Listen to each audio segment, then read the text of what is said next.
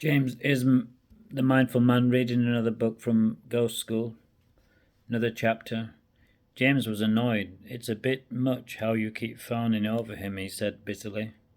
He's not James Bond. Oh, James, we're just being friendly. Too friendly, he said, and he stormed out the room. He lay on his bunk feeling miserable. The girls were still chatting together when Tom sauntered back looking pleased with himself. Where's James? He said. Oh, he stormed off. Oh dear, said Tom, pretending to be worried. Maybe we should apologize, said Lucy. It's okay, said Anne. He'll be okay. He's just not used to the competition. Tom asked the girls if they liked playing tennis. Cool, they said, and they rushed off to get ready. Tom turned up in a white polo shirt and tight shorts. He looked super fit.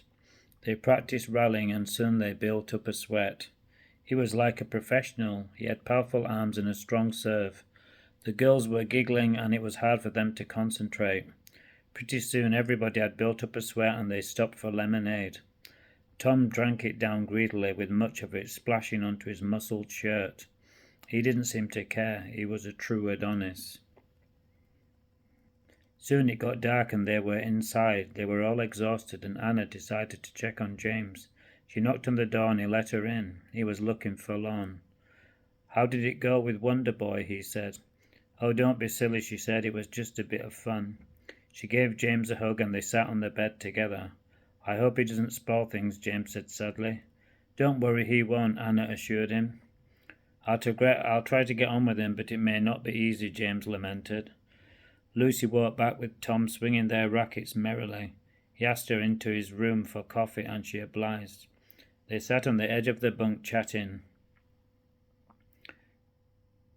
He changed into jeans and a white t-shirt. He looked like a model, she thought, and at that moment he leaned closer to her and kissed her on the lips. It was a beautiful, soft kiss, and she surprised herself by kissing him back. It was amazing. A rush of excitement and love flooded through her. They kissed happily for another 10 minutes until they stopped breathing. Tom was looking very pleased with himself.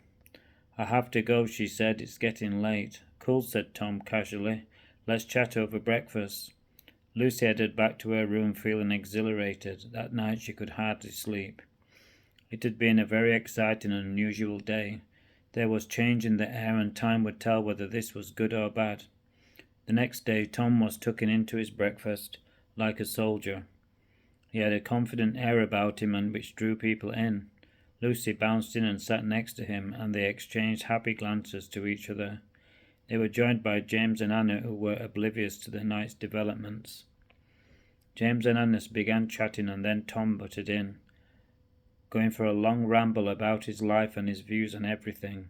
Lucy hung on his every word and laughed at everything he said. By the time he had finished it was time for another lesson. This time it was English literature.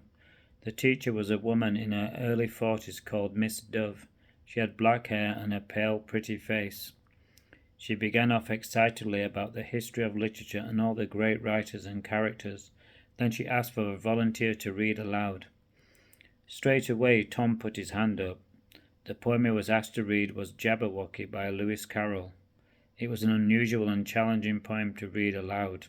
His voice boomed around the classroom and he read very well. Each word was clear and he didn't stumble over the strange language. At the end he was given a standing ovation. Bravo, said Miss Duff, beaming. He had another admirer. He sat down triumphantly. Is there nothing he can't do, thought James. Once again the girls were entranced, and then it was James's turn. Shall I compare thee to a summer's day? He intoned. He was nervous and sweat was forming on his brow and clammy hands. He read well, but not as well as Tom. He finished to a fair smattering of applause. He sat down slightly annoyed, and once again he glanced over to see Tom's superior grin. Hope you enjoyed it. Please sub me.